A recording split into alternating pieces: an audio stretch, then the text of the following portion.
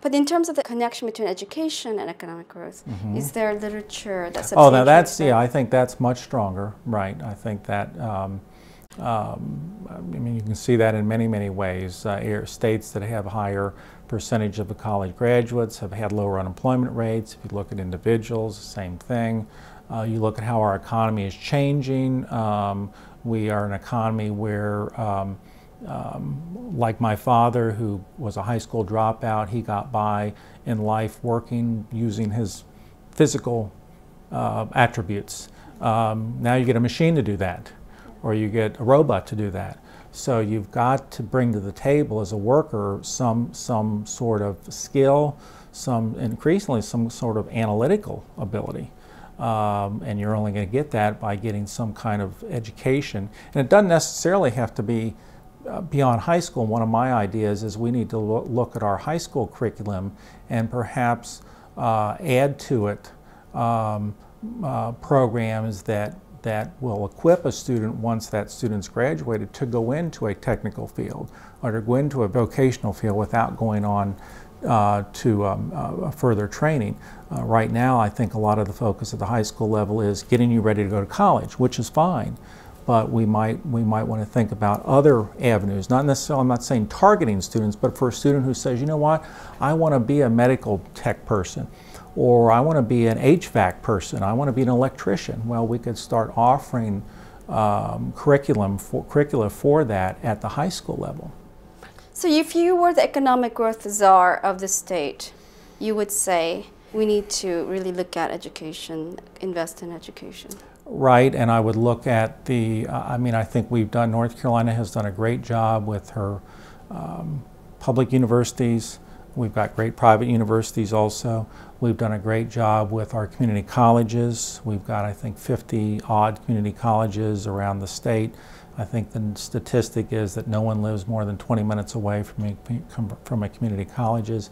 Those community colleges have traditionally done a lot of work with businesses in customizing in a region, training programs for the types of businesses that are there.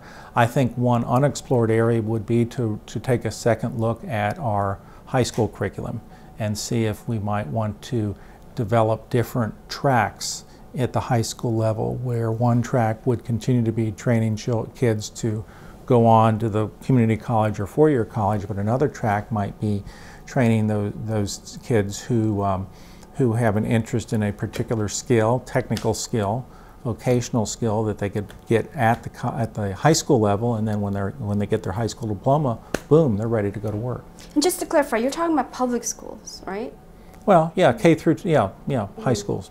Yeah, I mean, overwhelmingly, we have over 90, you'd have to check, but I think 95% of the high school students in North Carolina go to public high schools. I mean, we do have some private high schools, religiously affiliated, some charter high schools, but they are a very small part of the overall percentage. So public schools are key to economic growth in the state?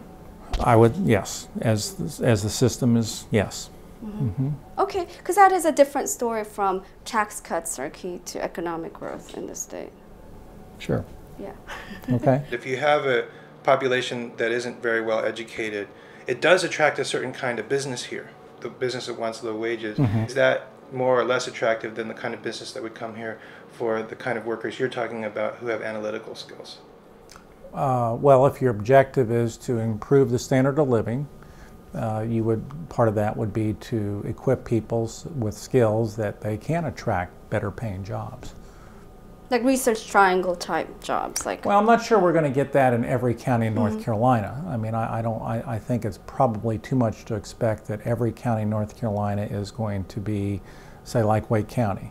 You are inevitably going to be having differences.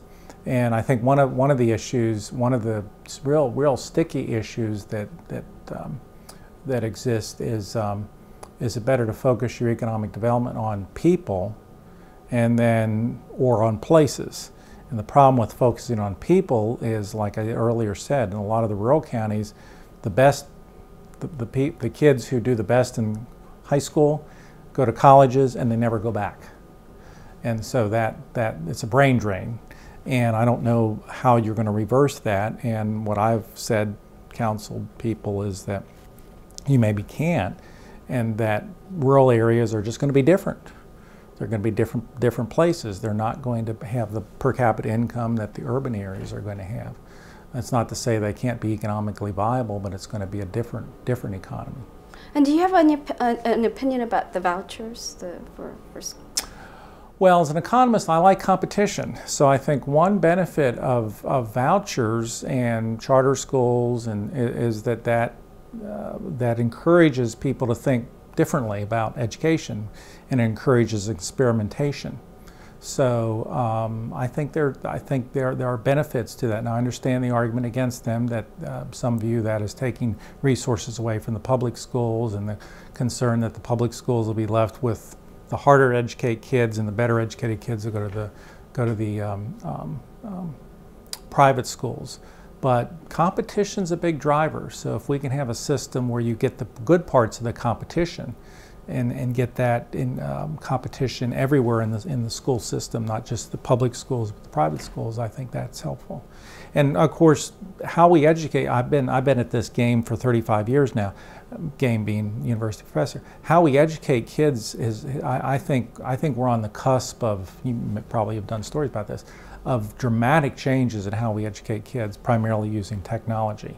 The ability of technology to give a kid a tablet, for example, and the kid is working on, student is working on problems or whatever, and the teacher to monitor that in real time is amazing. Or the ability of, at the university level, for students to sit in an auditorium and listen to the best, most knowledgeable professor in the world lecture about a particular topic is just something we've never been able to do. So I see a bright future for using technology to improve our educational outcomes across the board. Including rural areas? Certainly, including, yeah, absolutely. Rural areas would probably benefit the most, absolutely, yeah. Yeah, because again, one of the problems being a rural area, you're away from the critical mass that's traditionally been needed to provide many aspects of life at a high level. If technology can bring that to someone wherever they are, that's a big game changer. But that would also require investing in technology and broadband. Yeah, and again, all governments have limited budgets, and of course you have issues of some people don't like the boat rocked. I mean, what if the university was to tell me, Walden, we don't need you teaching classes anymore because we're gonna beam them in from Harvard? You know? I probably wouldn't care now because I could retire any time, but if I was a new assistant professor without tenure, I might consider that a threat, big threat. So yeah, change is always difficult, but I'm looking at the upside that we could really see some big game changers in using technology, but it would probably require some reevaluation of how we spend money, not necessarily new money, but how you expend existing money.